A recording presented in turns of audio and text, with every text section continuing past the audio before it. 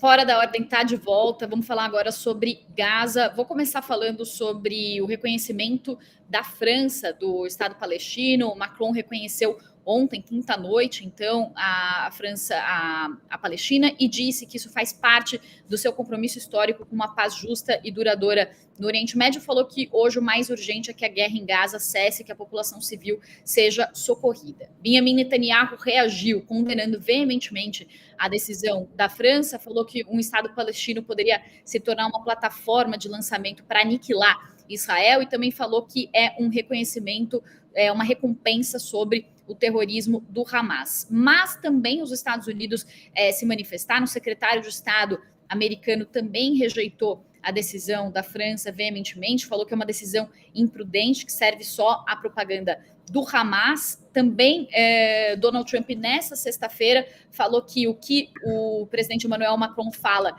não importa, e até a gente estava vendo também outras manifestações de autoridades americanas, inclusive falando que isso ajuda a barbárie, e falando que, e Donald Trump inclusive falou que eles vão tentar ver outras alternativas sobre como encerrar o conflito em Gaza e a ver, né, o que significam essas alternativas, já que o que já está acontecendo em Gaza é uma situação muito trágica, inclusive com relatos e diversos organismos internacionais falando sobre a situação desesperadora da fome em Gaza. E aí queria trazer esse aspecto também, só para finalizar a questão do Estado, do reconhecimento da Palestina. 147 dos 193 Estados-membros da ONU reconhecem o Estado da Palestina.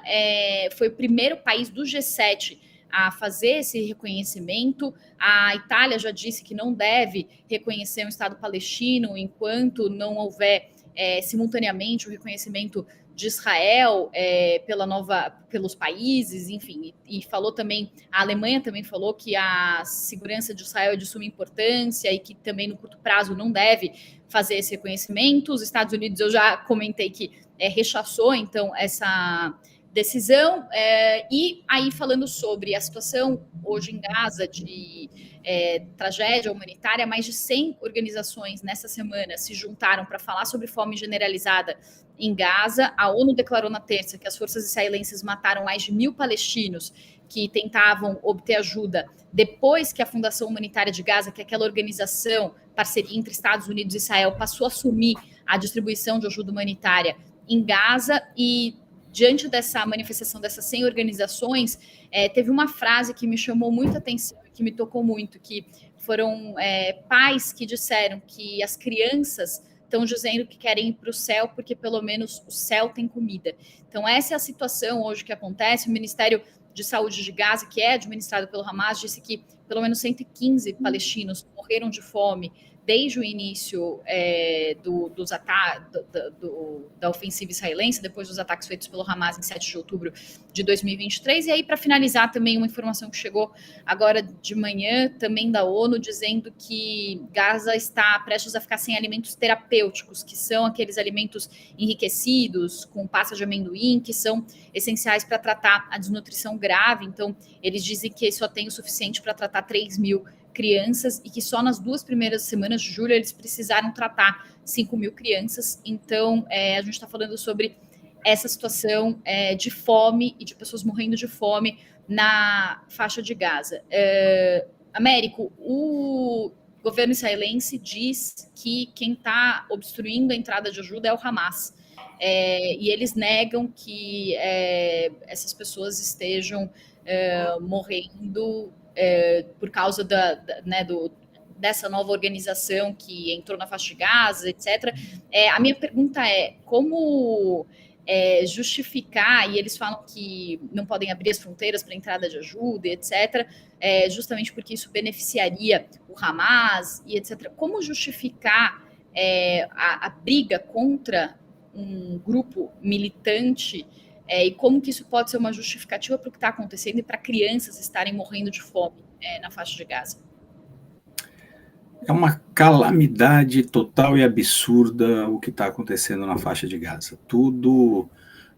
E toda essa calamidade é feita pelo homem. Nós não estamos falando aí de falta de comida por conta de qualquer tragédia climática ou qualquer coisa assim. O governo israelense, vamos lá, controla todos os checkpoints na faixa de Gaza. Controla absolutamente tudo que entra dentro da faixa de Gaza. Nós tivemos, como você acabou de dizer, Priscila, pelo menos 115 pessoas que morreram de fome, inclusive crianças, bebês, que são os mais vulneráveis. Israel diz que simplesmente não é responsável por essa fome, apesar de ser o país que controla tudo que entra na faixa de Gaza, tudo que sai da faixa de Gaza, quem entra e como entra.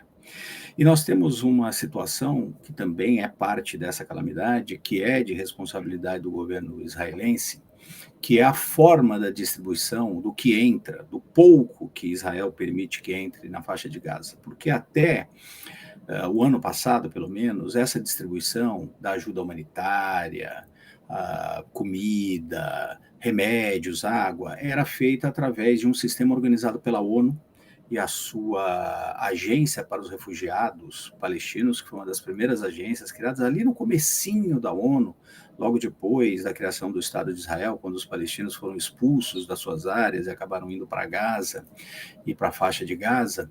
E eles são responsáveis para cuidar dos refugiados palestinos, não só nos territórios palestinos, mas também em outros lugares para onde os palestinos foram se refugiar, como Jordânia, Síria, Líbano. Essas entidades é que eram responsáveis pela distribuição da ajuda humanitária.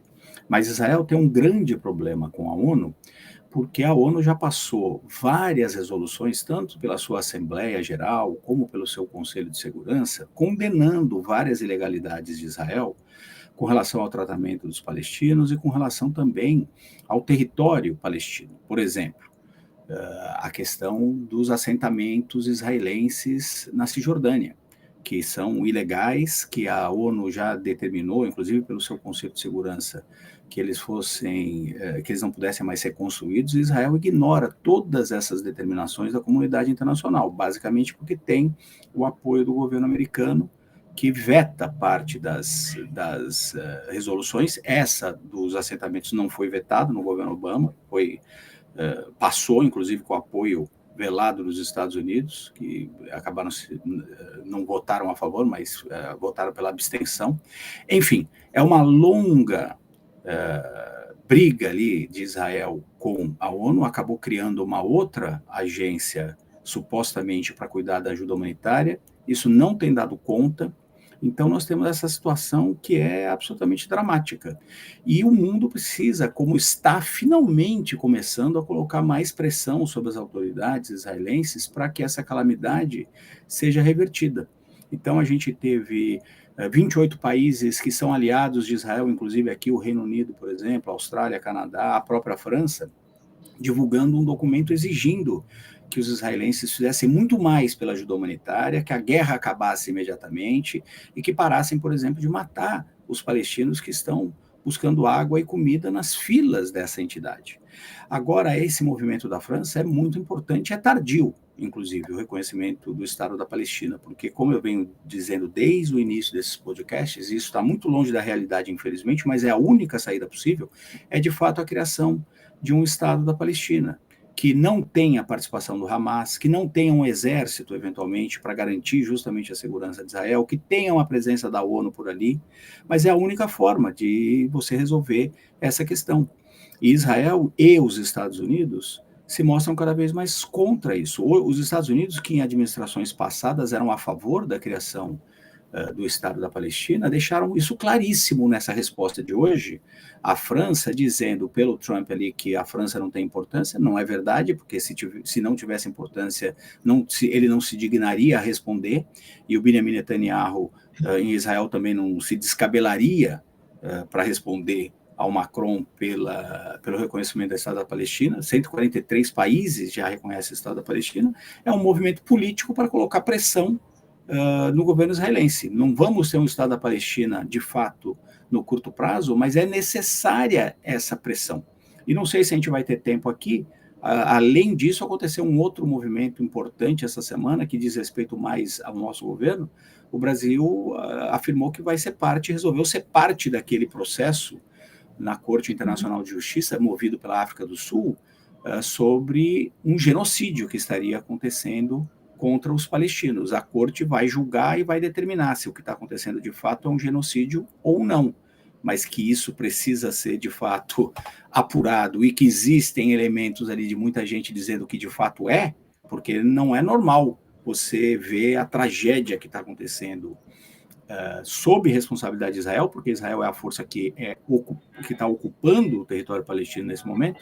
Não é normal nada disso que está acontecendo. Então é importante também esse movimento no Brasil de virar parte nesse caso, e nós temos que esperar a determinação da Corte Internacional de Justiça, se isso é de fato um genocídio, como muito parece ser ou não.